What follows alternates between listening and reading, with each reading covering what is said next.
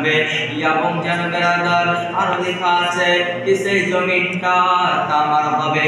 এবার যেন বেরাদার এত গরম থাকবে, এত গরম থাকবে, আল্লাহ তাবারাক ওয়া তাআলাকে এত গরমের যেন কষ্টতে লোকগুলো বলবে, মানুষগুলো বলবে, আল্লাহ আমাদের যদি জাহান্নামের ফয়সালা হয় তাহলে আমাদেরকে জাহান্নামে ভেজে দেন। বেরাদার মিল্লাতে ইসলামিয়া সেই জগতে যেন বেরাদার যে ছাগলগুলো আপনি পুষেছেন, বাড়িতে লালন পালন করে বড় করে বেঁচে দিয়েছেন, এবং যে বেরাদার আপনার বাড়িতে সেই ছাগলগুলো ইন্তিকাল করেছে, অনেকটি ছাগল পুষেছেন বেরাদার, সেই ছাগলের আপনি যাকাত দেননি, সেই ছাগল যেন বেরাদার কাল কিয়ামতের ময়দানে, কাল হাসরের ময়দানে যেন বেরাদার সেখানে বলবে আপনাকে কি যেন তিনি আমাদেরকে যে সময় সিং দিয়ে মারবে রে বাবা, এবার যেন সিং দিয়ে মারবে, সেই সময় যেন বলবে যে লোকটার ছাগল, ছাগলকে জিজ্ঞাসা করবে, ছাগল বলো রে বলো আমাকে কেন এত কষ্ট দিচ্ছ রে ছাগল।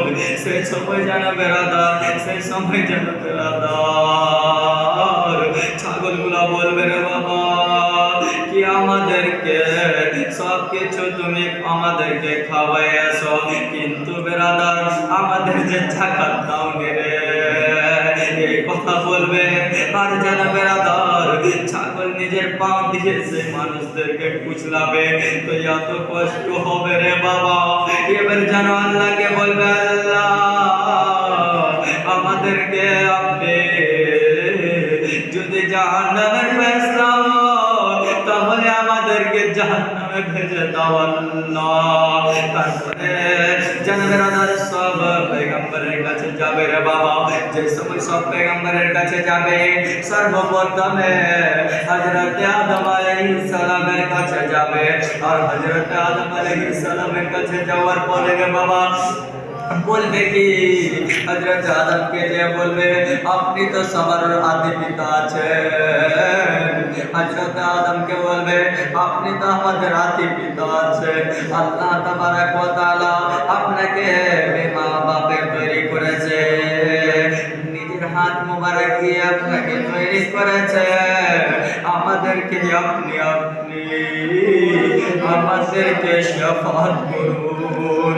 বেরাদারিন মিল্লাতে ইসলামিয়া বাবাজি ভাইরা যে সময় এই কথাটা বলবে সে সময় যেন বেরাদার হযরত আদম বলবে লাস্তু হুনাকুম, আমি কাউকে শাফাত করতে পারবো না, আমি কাউকে শাফাত করতে পারবো না, এটা আমি করতে পারি। তোমরা হযরত ইব্রাহিম আলাইহিস সালামের কাছে চলে যাও, আমি এটার জন্য তোমাদেরকে শাফাত করতে পারবো না রে বাবা, আমি আপনাদেরকে এটার জন্য শাফাত করতে পারবো না।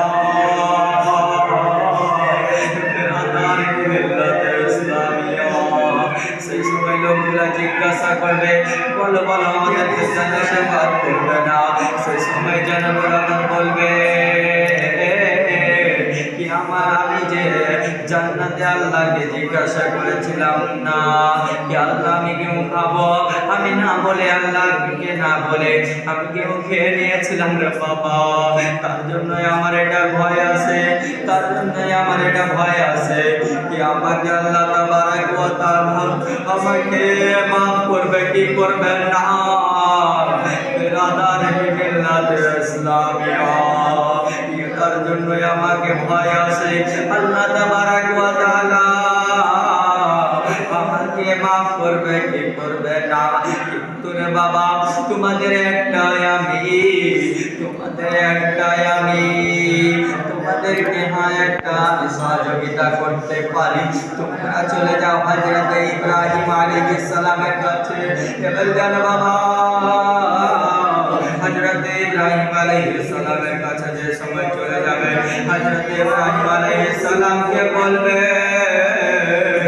কি আমাদেরকে আপনি শাফাত করে দেন, শাফাত করে দেন।